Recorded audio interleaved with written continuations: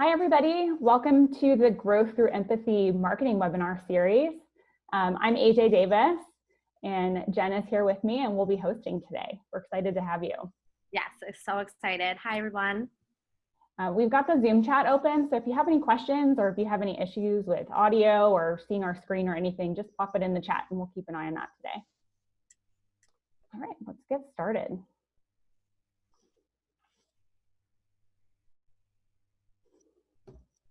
All right, so this is the first of our monthly marketing webinar series. And what we'll be doing is we're going to be talking about how to use empathy to grow your business, looking at two verticals. We're going to be looking at marketing, and we're going to be looking at experience optimization using empathy. And the way that we're going to be using this webinar time is we're going to be using real world examples from brands that have heart so that we can talk about how to grow through empathy. And you can find us at growththroughempathy.com. You can find out about upcoming webinars. And you can also, if you're interested in being one of the brands that are represented, you can fill out a form and submit your brand for consideration. So what we're going to go through today is we're going to be featuring two wonderful brands today, Waterhall and Bold Swim. And as we walk through our discussions with them, you're going to learn why you should own your purpose, how you can build brand awareness by leveraging your why. You can learn how to improve your revenue, thinking about conversion rate optimization. And you'll also think about some things your website might need to communicate more effectively so that your audience can understand what you sell and be able to connect with you.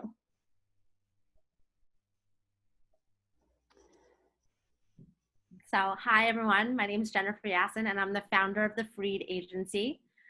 My agency's purpose is to help brands find their greater why, their greater purpose, and that fuels their overall brand identity, brand marketing strategy, and creative campaigns. So that's what I do. My expertise really lies in looking at a business holistically, finding the gaps, white space, and figuring out how they can really own their voice in the market. My past is in fashion and music, within strategic partnerships and branding and product development. You can reach me at info@thefreedagency.com.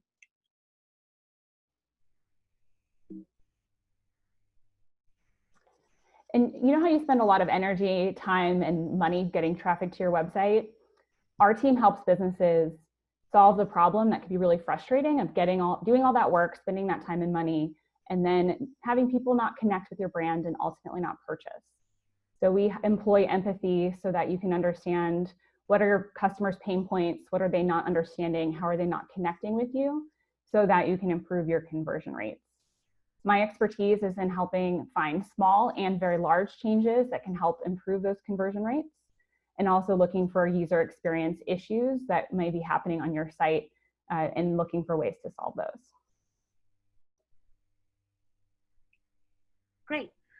So why is it important to own your purpose? Brands, there are so many brands today, and there will never be a shortage of brands. But your unique purpose and why you do what you do, no one can tell the story like you.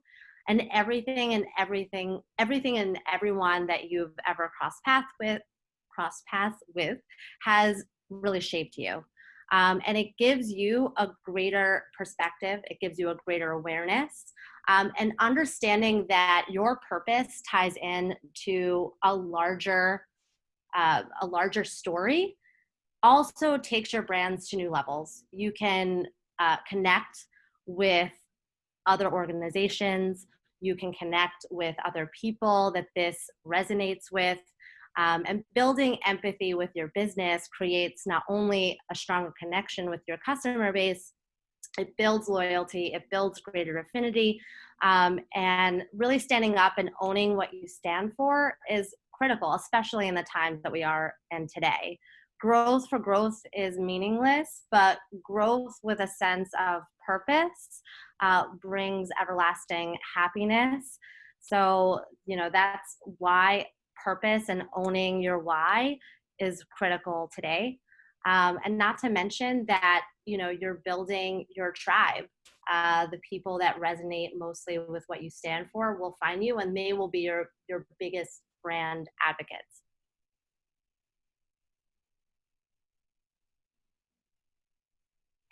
So how does one effectively build brand awareness?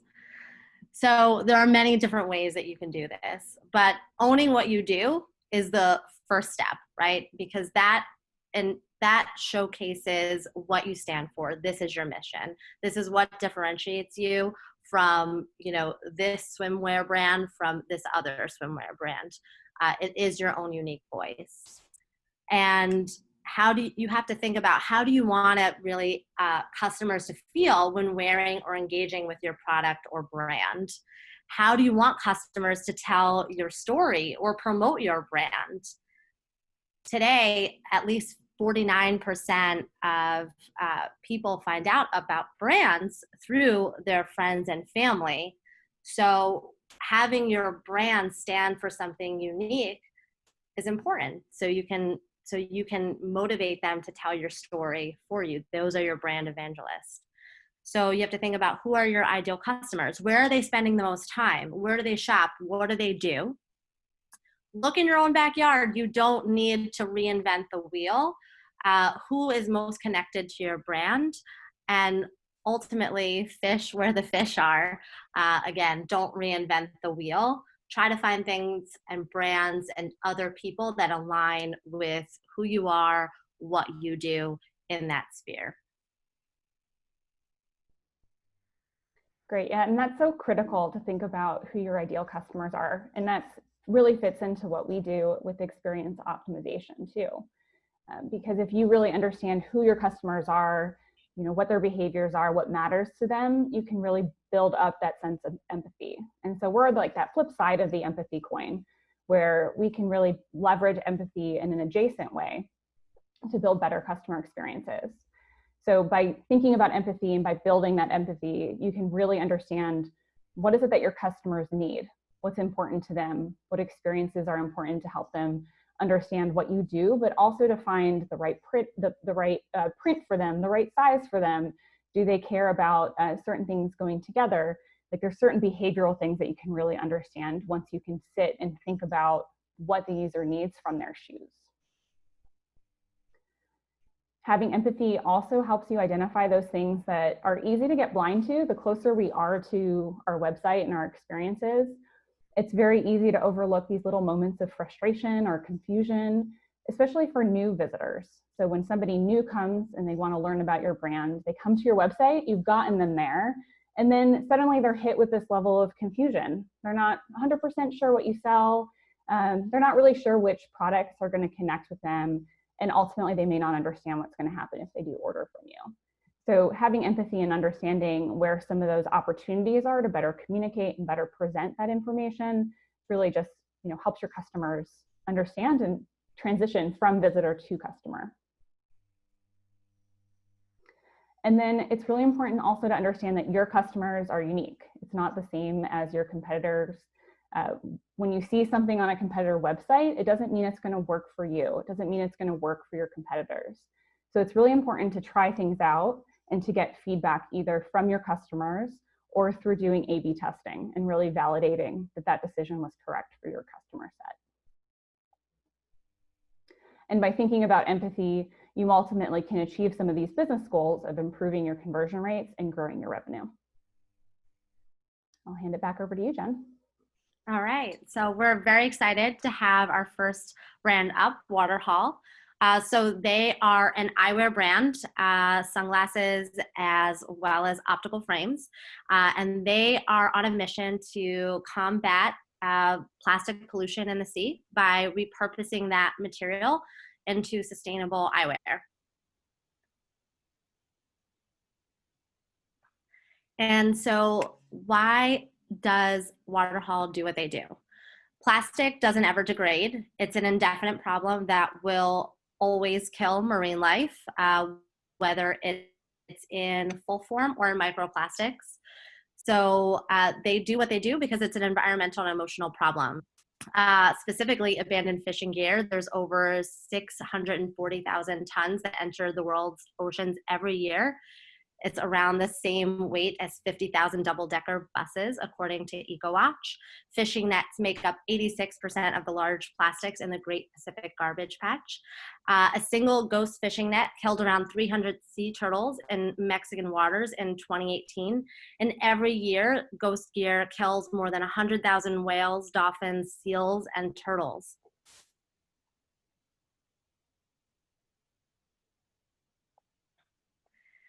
So Waterhaul obviously has an amazing mission and a great purpose. And we want to ensure that they're reaching as many people as possible with their story. People need to know that they exist.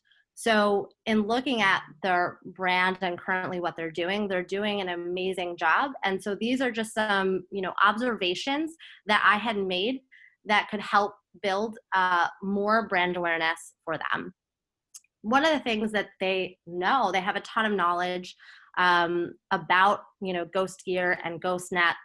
And I think that really focusing on the content more would build more brand awareness. Not only can you leverage that SEO value for this, but also it's educating the current customers, future customers about the dangers of ghost nets. Why does it matter? They were founded by surfing and going on adventures and coming across all of the ghost nets, that are in the ocean, that are washing up on the beaches and are in the ocean. So really kind of talking about their experience, I think would be beneficial. Also just showcasing why should we preserve the ocean? Why, right? Why should we preserve the beaches? They're the most beautiful places on earth. So creating a roundup of some of their favorite ocean spots, beaches, best places to surf on earth, would not only, leverage why they're doing what they're doing, but also highlight that it's important that we preserve Mother Nature. And also tapping again more into the heritage of surfing and adventure and this passion. Also interviewing some of the locals of Cornwall, reposting some content and videos of people saving marine life. There are a ton of content. There's a ton of content and videos out there that could be helpful. So with social, I think you could do the same by repurposing some of this content and videos that you would essentially have on the blog. And you could use more compelling imagery of nature to show why that we have that duty to preserve these beautiful places. Create collaborative giveaways with brands like all natural sunscreen brands like SunTribe. Interview surfers, vloggers about their encounters with ghost nets to show how far and wide that this problem actually reaches. Next slide. Perfect. And again, create an ambassador program, a loyalty or referral program. Tap into beach cleanup organizations offering discounts or gifting the product. What they also do is use the ghost nets to create actual beach cleanup gear. So why not showcase that you actually are creating this? Create product opportunities, capsule collections with well-known surfers, travel influencers. You can create capsules that go directly to saving marine life and with nonprofits like Greenpeace. Collaborate with artist communities that use ocean plastic to create art. There's been a ton of art installations using recovered plastic from the ocean. And these are people that have the same customers and people that this cause resonates with.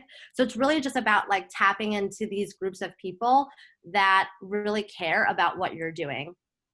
Other ocean-oriented brands like SandCloud, and again, building the network of brand ambassadors like local Cornwall surfers, I had mentioned a few here: photographers, marine biologists, travel influencers like the Vega brothers, surfers and surfing adventure organizations and schools and nonprofits, really leveraging media outlets as well.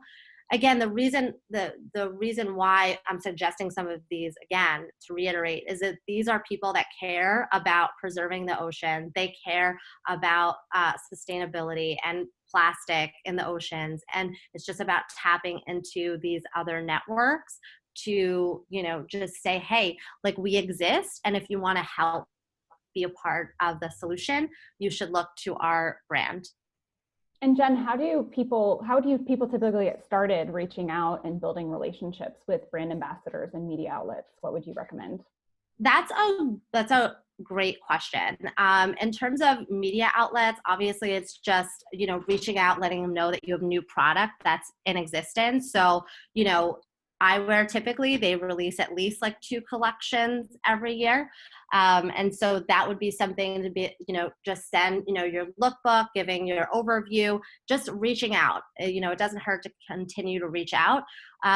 For influencers and ambassadors, what I personally do is look at those that I would actually want to speak about my brand. If these were people that were promoting my brand, these would be like my ideal customers or clients, if you will.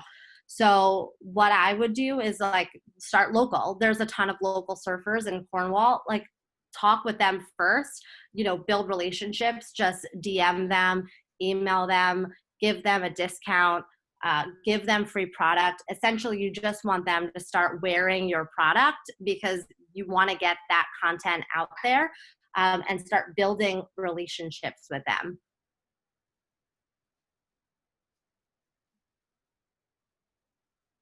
And we have another question, which is, Okay.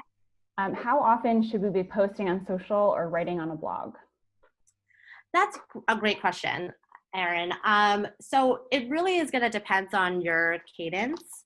And for social, I definitely would recommend at least posting 3 to 5, days per week at the very minimum, if that's something that you could do. Again, it depends on every single brand is different. It's really what is resonating most with your audience. For blog, I would say at least once or twice a month, keep things fresh. Again, it's going to be helpful from an SEO perspective, but also just think about that you can repurpose the blog content over the course of a week or 2 weeks on your social channels. So it's basically long form content that you can shorten and use over time. So it's not that you have to constantly be creating new things. It's about repurposing the content that you've already created, and driving home your story.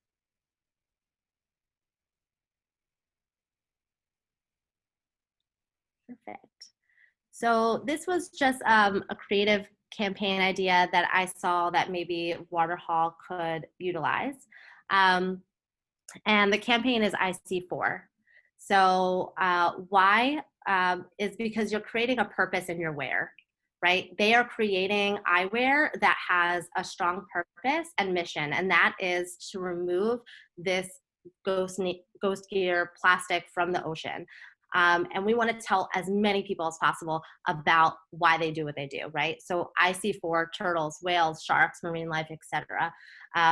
And every day it's a reminder when someone suits up, essentially putting on their frames, they are seeing for something greater than themselves. So carrying out this vision of creating a world where we are taking ownership and protecting our oceans, it's in our hands, right? And fashion is an outward expression of the person inside, and providing a platform for those that care for marine life is allowing their voice to be heard and expressing themselves. So how could they go about doing this?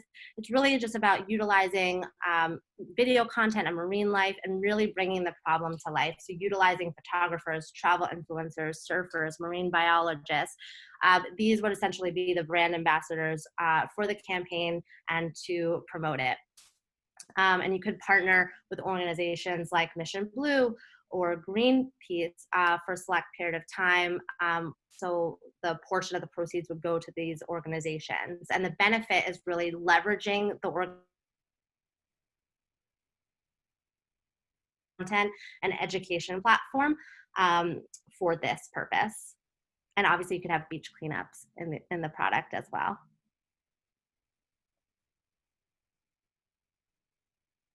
Perfect.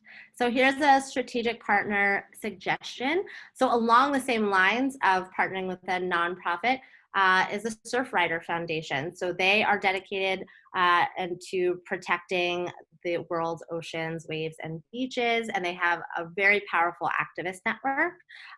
So here's what I suggest is create a capsule collection in collaboration with them and leverage their shop, reach, and beach cleanup network. There are a few ways that you could do this, but obviously they have, Waterhaul has a beach cleanup, they have tools for beach cleanup. So you could offer the tools to Surfrider Foundation for some of their network. There's a lot of ways that you can really leverage them. Great, thanks, Jennifer. Mm-hmm. So what we're going to do now is we're going to take a really close look at the example of Waterhaul's website to look for some conversion fixes and test ideas, with the idea of, can we wear the user's hat and understand what she's thinking, what she might get confused by, and look for opportunities to better communicate and better serve her with the website. So first, looking at the website, first thing that I noticed here was that this beautiful homepage video is lovely. It's kind of bringing to life a lot of the different brand purpose, but it very specifically is making it difficult to see this navigation at the top. So it's a white font, and with the images moving in the background, sometimes you can't read it at all. So why do we care about this? Sometimes visitors come to a website and they like to use the navigation as a way to orient themselves to what is the site about, how can I move around. For visitors who've been here before, they may come here with a specific purpose in mind and want to use the navigation to get there. So having this low contrast between the white font and the light colors in the backgrounds can make it hard to do those things. So a recommendation here would be to consider adding a solid background color behind the navigation so that it pops up above the video and makes it very easy to see the text in the navigation. And another approach that we've seen customers use is that they'll build their imagery or build their video content so that there's a certain area of that imagery or video that will always have a certain contrast ratio. So in this case, you potentially could have a video where it always has a very dark background at the top or always has a very light background at the top, so you can use a darker font in the navigation.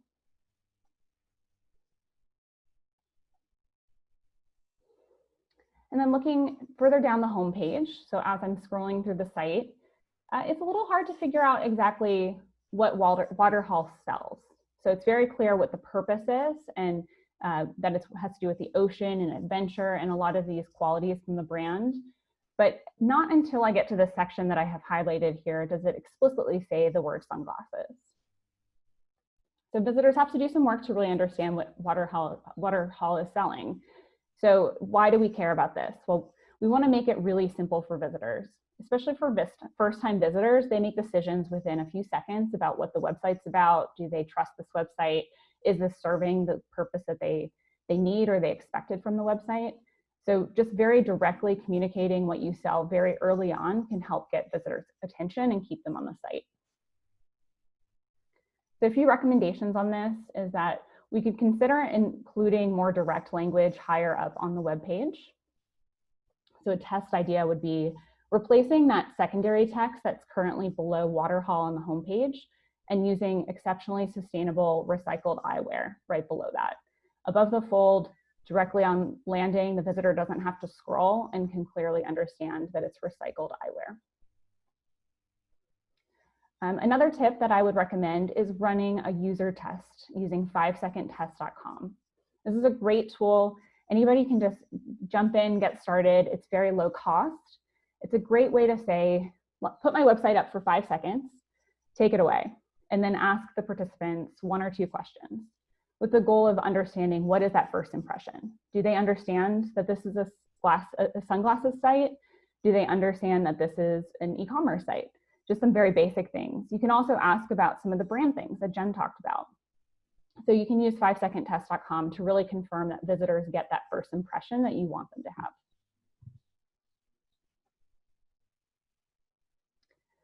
And then moving over to the product detail page. There's a lot of content to get through on this page before seeing an action, meaning the button or the add to cart button, as well as getting to the price information. Well, why is this important? We want to transition visitors from this browsing mindset, which is what happens when they first come to the site, into a purchasing mindset. So now they've decided what they want to order, and we want to make it really easy for them to make that commitment to your brand. So what we want to do is put that really essential information and those actions in front of them very quickly with very little work for them to do. So a few things to consider here would be moving that add to cart button up higher on the page. And a test could be moving the color selector and add to cart button just below the product name and the reviews at the top there.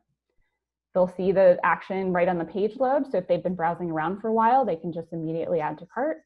And for visitors who aren't quite ready to make the decision, it's very easy for them to flick back up to the top of the page and find that action once they've read what they need to hear. And then the other recommendation would be consider switching the design of the prescription button. So as you see it go past here, there's a black button that says prescription orders. And then there's a green button below that says add to cart. Visually, these two things are competing with each other on this page. And we want to make sure that visitors understand that if you want this product, take this add to cart action. If you want them to take the prescription button, or you want them to get more information about prescription orders, just simply providing a link will help them get there.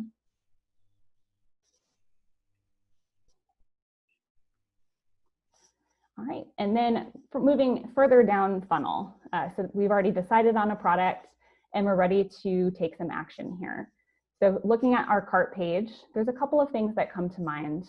Visitors are offered several options of actions on this page, which are then repeated again in checkout.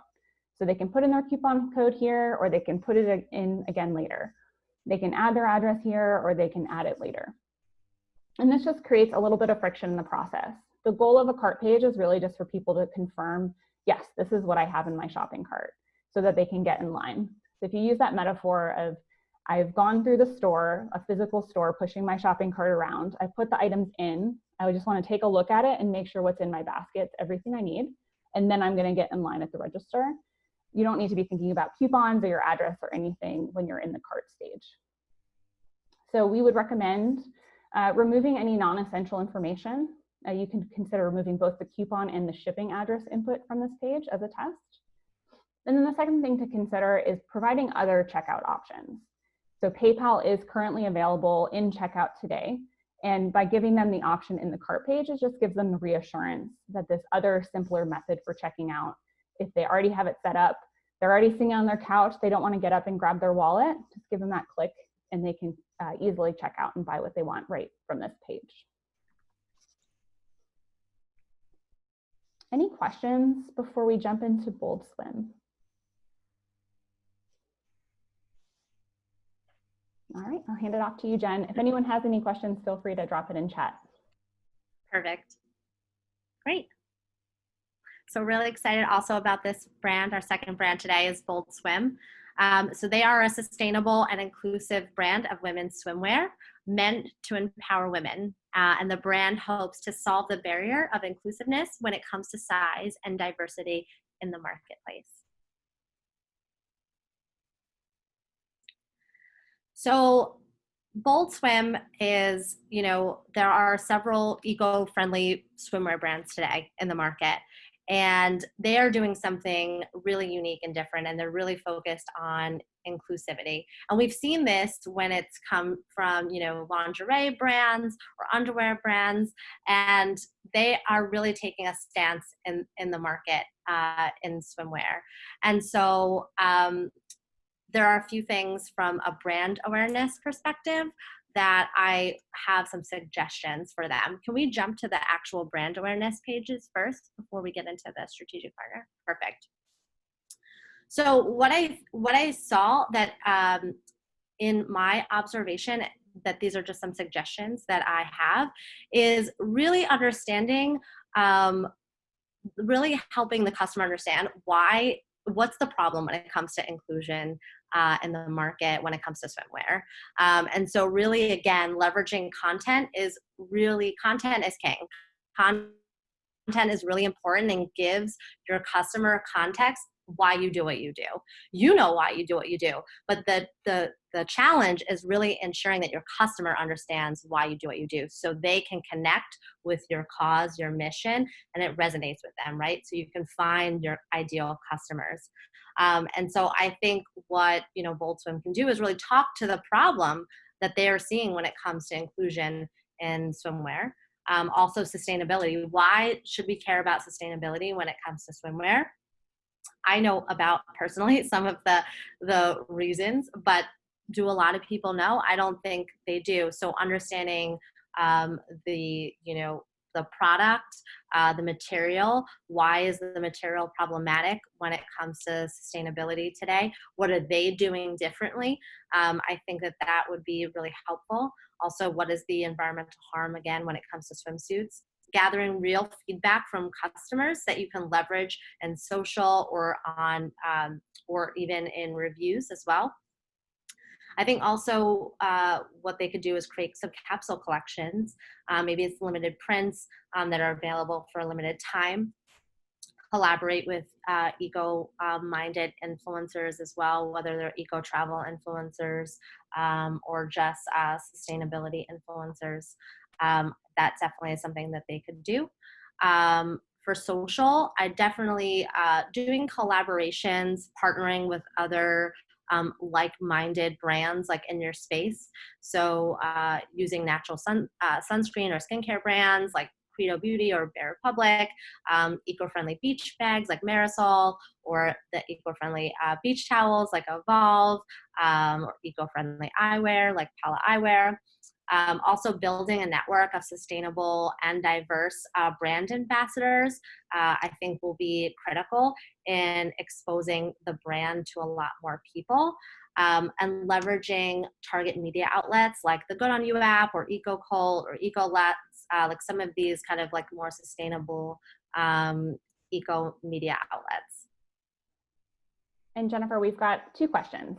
So from Melissa, what's your process for finding suitable collaborators?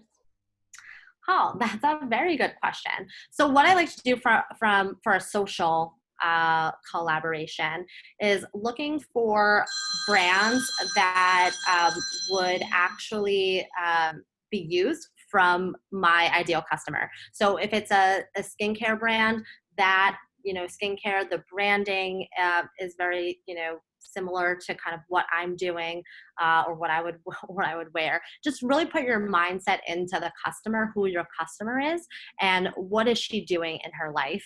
Where does she go? What does she do? What products does she use? Right. So if I'm looking at sunscreen or skincare, these would be brands that I would think that they would use if they're sustainably minded. Yeah, so that's what I would do. And then also in terms of finding suitable collaborators, I like to find obviously brands that have a larger following than I do. You don't obviously want to go too large because they're not going to want to work with you. But it's looking at someone that they can benefit from you as you benefit from them. The most ideal partnerships are you're bringing something to the table. It's not just you're taking, you're giving as well. So it has to be something in it for them. So looking for, that's why I suggested these sort of brands, because their following isn't super big, and they could really help obviously leverage, you could Bold Swim could leverage their audience and captivate them and let them know that they exist. And also at the same time, these brands would be comparable to what they're doing, right? It's in the sphere. It's beach bags, it's towels, it's sunscreen, right? So it all aligns with the product. And Melissa had a follow-up, which was just, how large is too large? That's a good question. I mean, it's sort of like, if you have 2,000 followers and you're targeting a brand that has like 300,000, I mean, that's like, it's a big difference. If I had, 2,000 followers, I would look for brands that maybe, are in the 20 to 50,000, follower range. Not to say that it would work for them either, but it's still kind of like shooting high. You want to start, obviously, if you have 2,000, maybe start with someone that maybe has like 7 or 10,000 or 20,000. So it doesn't feel like that they're giving more than you're giving, right? But for Credo, they have, I think, around 150,000 followers, and on Instagram specifically. But it may be some interest to them, right? Because right now, obviously, we're in the, we're going through the BLM movement, and there's a lot of talk about diversity and inclusion, and so they may see an opportunity with this brand to really take a stance, and they may have an upcoming product that's coming out that they want to talk about, that would align with Bold Swim. So you always should take a chance. It's just really understanding that you don't want to be taking more than you're giving. And Jen, you had said a couple of times about capsule collections. Could you let us know a little bit about what that is and how you recommend using them? Yeah, I love capsule collections because it gives you an opportunity to really talk about something in a focused way. You can make limited runs, so there's not, a lot of, waste coming from it. You could really be laser focused on when it comes to marketing efforts and how you're marketing it. Capsules are really just product lines that are available for a short period of time. There's short runs. And I think, it can be really successful when you get it right. And so, again, I just think it's a great way to build momentum, a great way to kind of build a brand marketing strategy, and promote your product. Because a lot of people, there's a lot of brands today.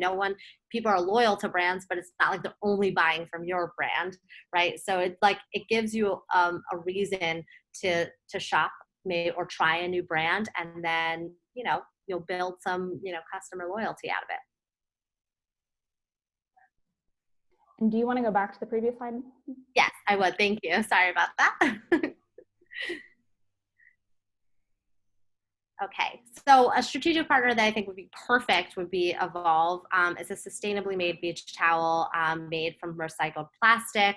And again, they have a brand ambassador network already solidified. So I love those sort of partnerships because you can just immediately tap in to that network and build and really leverage that reach that Evolve already has put in place. And obviously, if you're going to the beach, you need a swimsuit and you need a towel. So it's just a great way to, leverage like a like-minded partner for you. And that's what I love. I love building really strategic partnerships that really align with what the brand is doing, but also can kind of be out of the box, a little bit different, because you are able to expose yourself to a new type of audience, and really be able to tell your story. I love that. And it seems like we just need to keep putting ourselves in the shoes of our customers, right? Like, what is it like to go to the beach? And you're like, what do you bring with you? And then that's where you can find some of those partners. Great. Oh, we have a question. Oh, great. We have 6 brand partners. Do you think it's overkill to promote all of these partners? It depends how you're promoting them, Tiffany. I think it's all about building the right cadence, and does it make sense? I do think that you don't definitely want to do everything all at once, and also it's not really beneficial for you to do everything all at once too. The idea is to build something and make it last, so you can continually hit home the cause and message of what you're trying to convey. You don't want to just throw things all at once, because people are going to forget, right? We have all very quick attention spans. So it's very important to go long and deep with what you're doing. And so I definitely think that it's important to not do everything all at once. And it's great to have these brand partners in your wheelhouse, but try to leverage them at different times. I was told I've worked with a lot of influencers in my past and have a lot of influencer friends, and they love working with brands on a long-term basis, right? So that they can continually promote the brand or product on an ongoing basis. And maybe it's once every 3 months or once every 2 months, but it builds a stronger relationship. And yeah, it's a great way to just kind of strengthen your network. I hope that answered your question. Let me know if you have any follow-ups.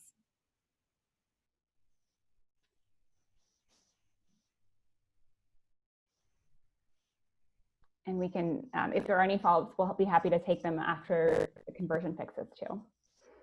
All right, so taking a look and getting really specific about some website feedback. Looking at Bold Swim's website, what I first noticed is that there's a beautiful picture of the swimwear, so you can immediately tell that's what this website's about. But it does take some work to find that first call to action or that first button that says, like, here's the thing you can do on this website. It blends in, it's about halfway down the page. You'll see it scroll by right about there under the Be Bold, Be You. And what visitors need, to Jennifer's point, they have short attention spans, so they need to have just really clear, visible actions to take. They come to your site, they are like, yes, I want to stay here, what can I do next? And if we make them work for it, they're probably likely to get distracted and move on to something else. So giving them that clear call to action helps them understand how to get started. So something you might consider is using a solid fill button, so it's more visually prominent and can stand out against that beautiful image. And you might also consider ways to present the action in different placements so visitors can easily find it. So you might have it just show above the fold. Because this is a very long image, you might have it stick as you scroll so they can see that image and that action. And then as they scroll down that page, that action is always available to them. So when they're ready to get started, they can click on it. Next up, looking at the collection page. The collection page has a lot happening on it. There's beautiful images, it's providing some sizing information, it's even letting her add to cart straight from this page and featuring some specific products. And so the risk with all of that is that we might lose her attention or make it harder for her to figure out what she actually wants to take a closer look at. So having these different product images or different styling of the images and placement of the buttons can be a little bit confusing. Ideally, she would be able to just like scan her eyes horizontally across the page and see 3 images, the 3 titles, and be able to clearly understand what the differences are between these options. So you might consider using a consistent product image size and style so that she can do that horizontal scanning. So for example, having consistent, all the images could be product images, or all the images can be lifestyle images. They could all be the same height, for example. And then having it be visually aligned so that the prices, the sizes, and the add to cart actions are all on the same line. So she can look across and say, okay, this one, all 3 of these options are available in medium. So I know I can consider any of these options. Or let me take a quick look at all the prices, and they're always in the same horizontal line, as well as those add to cart buttons. Okay, I'm ready to go. Let me have those actions be in parallel.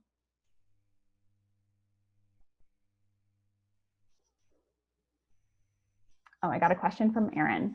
I've talked about above the fold multiple times. Are there key pieces of information that every site should include above the fold? Yes, let's go back to the home page as a good example. So every home page or any landing page should be able to answer 3 questions. And what I mean by above the fold is before she starts scrolling. So in those first 2 to 3 seconds, she's going to have an impression formed, and we want her to be able to understand 3 things. What is this website about? Are they selling something? What are they selling? Is this website offering something that I need? Either something that addresses a pain point I have or addresses an aspiration that I have. And then a third one is, why should I go with this particular company to achieve that aspiration or to solve that problem? So if you can answer what the site is, why they should go with this site, and what problem you're solving above the fold, you'll be in really good shape for those first impressions. Thanks for your question, Erin.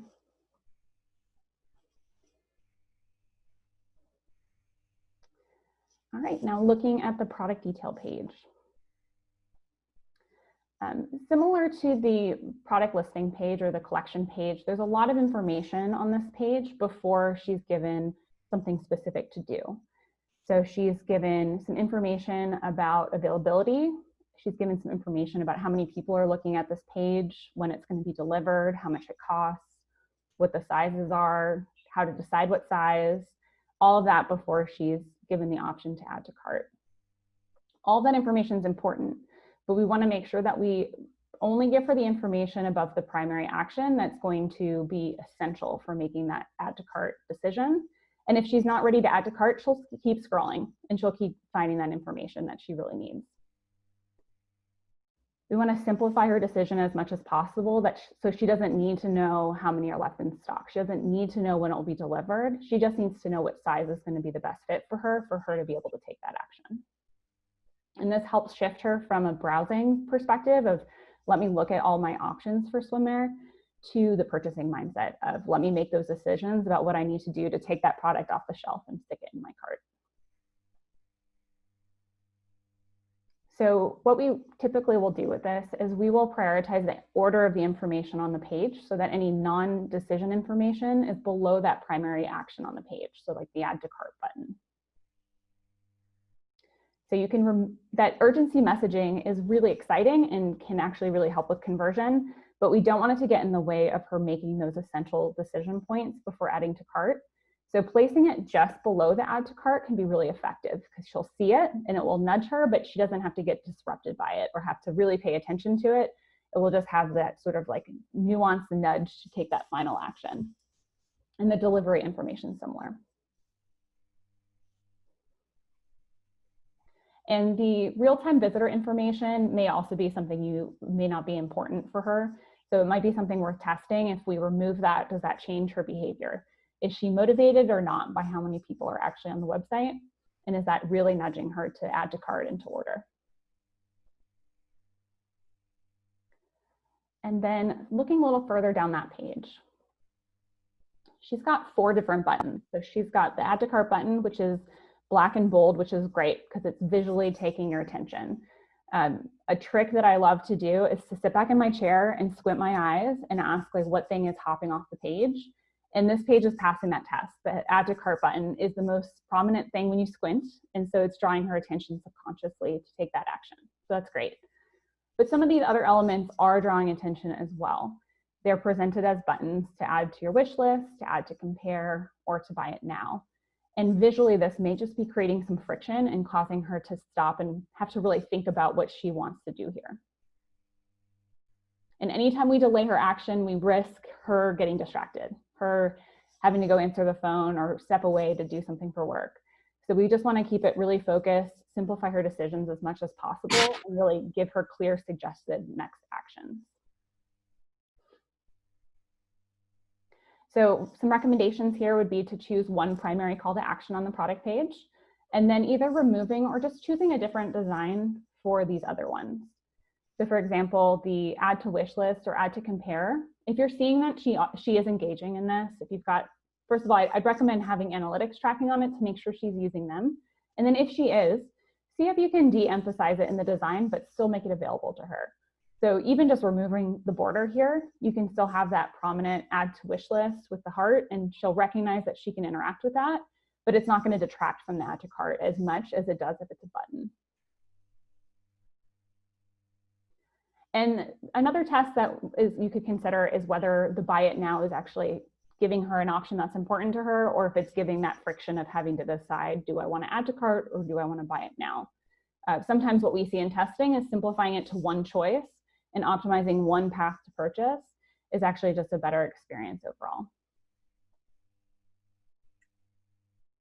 All right, any questions for Bold Swim? Keep a lookout. If anyone has any, drop them in chat. We have a couple of giveaways for you guys. Thank you so much for joining today. You can find us at growththroughempathy.com. And so that's going to have all of our upcoming webinars and sign-up links available. Waterhall has provided a 10% off coupon here. We'll send this discount code as well as these links out to you via email afterward. We'll also drop these into the chat right now. We're offering a one-on-one free consultation with me. So you'll get 1 hour of in-depth taking a look and walkthrough of your website, getting a free report of all the things that you can be doing to improve your conversion rate.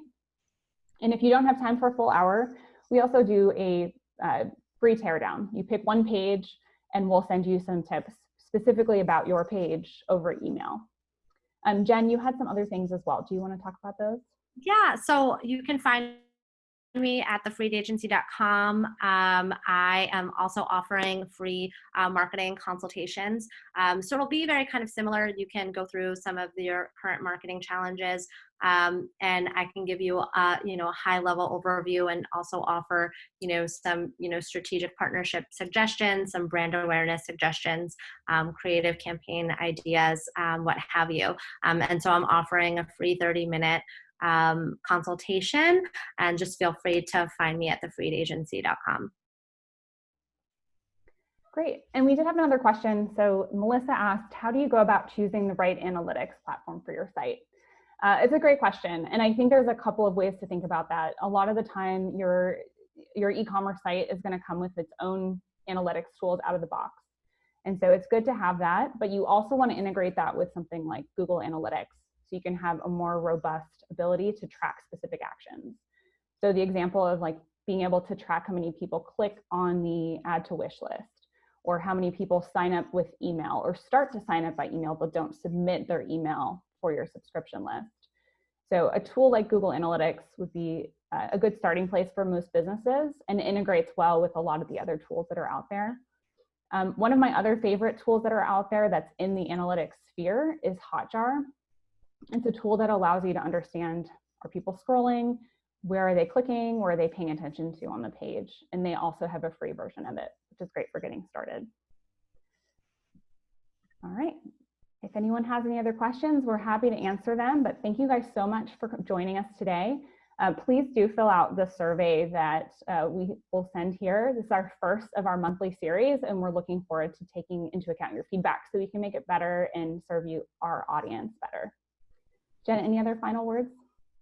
No, just thank you guys so much. We are excited to have you here, and we look forward to doing more of these on a monthly basis. And feel free to reach out to AJ or myself if you have any follow-up questions. Thanks, everyone. Thanks. Bye, everybody.